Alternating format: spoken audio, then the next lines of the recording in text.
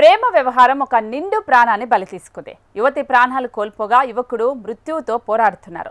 Ramachandrapuram PS పరిధిలోని బండ్లగూడ బాలాజీ నగర్లో యువతి రమ్య డిగ్రీ ఫైనల్ ఇయర్ చదువుతోంది. గత 3 ఏళ్లుగా ఆ యువతి ప్రవీణ్ అనే యువకుడు ప్రేమించుకుంటున్నారు. వారి వివాహానికి యువతి తల్లిదండ్రులు ప్రస్తుతం అంగీకరించలేదు. ఈ క్రమంలో యువతి తల్లిదండ్రులు పనికి వెళ్లిన సమయంలో ప్రవీణ్, రమ్య ఇంటికొచ్చారు. అయితే పనులు ముగించుకొని యువతి తల్లిదండ్రులు ఇద్దరు భోజనానికి ఇంటికొచ్చేసరికి రమ్య, ప్రవీణ్ రక్తపు మడుగుల్లో పడి ఉన్నారు. ప్రవీణ్ కొన ఊపిరితో ఉండటంతో బీరంగూడలోని ప్రైవేట్ ఆసుపత్రికి తరలించి చికిత్స అందిస్తున్నారు. ఘటనా స్థలానికి చేరుకున్న పోలీసులు క్లూస్ టీం సహాయంతో వివరాలు సేకరించారు. యువతిని హత్య చేసిన అనంతరం యువకుడు ఆత్మహత్యకు పాల్పడ్డాడా, ఇంకేమైనా కారణం ఉందా అనే కోణంలో పోలీసులు దర్యాప్తు చేస్తున్నారు. బాలాజీ నగర్ ఏదైతే ఉందో బండగూడ ఏరియాలో అక్కడి నుంచి ఒక అమ్మాయి చనిపోవడం జరిగిందని మాకు వచ్చిన సమాచారం మేరకి మేము అక్కడికి వెళ్ళడం జరిగింది. అక్కడ వెళ్ళి చూస్తే అమ్మాయికి గొంతు మీద గాయాలైపోయి ఆమె మరణించడం జరిగింది. అక్కడ మేము విచారిస్తే అక్కడ తెలిసింది ఏమంటే ఈ అమ్మాయి గత 3 సంవత్సరాలుగా ఒక వ్యక్తితోటి పరిచయం, ప్రవీణ్ కుమార్ అని చెప్పే వ్యక్తితోటి పరిచయం ఉందని తెలిసింది.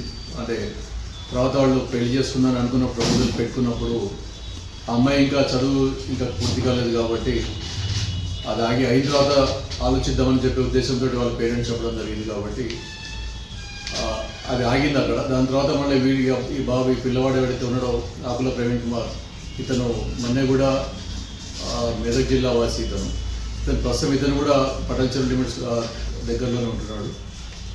ఈ అబ్బాయి మళ్ళీ కూడా పెళ్లి చేసుకుందని ప్రెజర్ చేసినట్టు తెలుస్తూ ఉంది. ఇక్కడ తెలిసి ఈరోజు మరి అక్కడ తన పిల్లవాడు ఇంటికి పోవడం జరిగింది. పోయిన తర్వాత ఇతనికి ఆమెకి ఇద్దరు కూడా మెడ మీద గాయాలనే తీవ్ర రక్తస్రావమై అమ్మాయి చనిపోవడం జరిగింది. అక్కడ ఇతను కూడా బాగా సివియర్ నెక్ ఇంజరీతో అతను కూడా అక్కడ ప్రాణాపాయ స్థితిలో ఉన్నప్పుడు ఈ లోపల వాళ్ళ పేరెంట్స్ వచ్చి చూడడం జరిగింది. అమ్మాయి పేరెంట్స్ వచ్చి చూసిన తర్వాత ఈ అబ్బాయిని ఇమీడియట్గా హాస్పిటల్కి షిఫ్ట్ చేయడం జరిగింది. పెనీష్ హాస్పిటల్ షిఫ్ట్ చేయడం జరిగింది. ఆ డాక్టర్స్ కూడా అతనితో అంటే చాలా సీరియస్గా ఉంది అబ్బాయి స్థితి కూడా ఉంది చెప్పడం జరిగింది. అబ్బాయి ఇప్పుడు బయటకు వస్తే కానీ మనకు మిగతా విషయాలు ఏవైతే ఉన్నాయో ఎలా జరిగింది ఏంటిది అనేది మనకు తెలిసే అవకాశం ఉంది.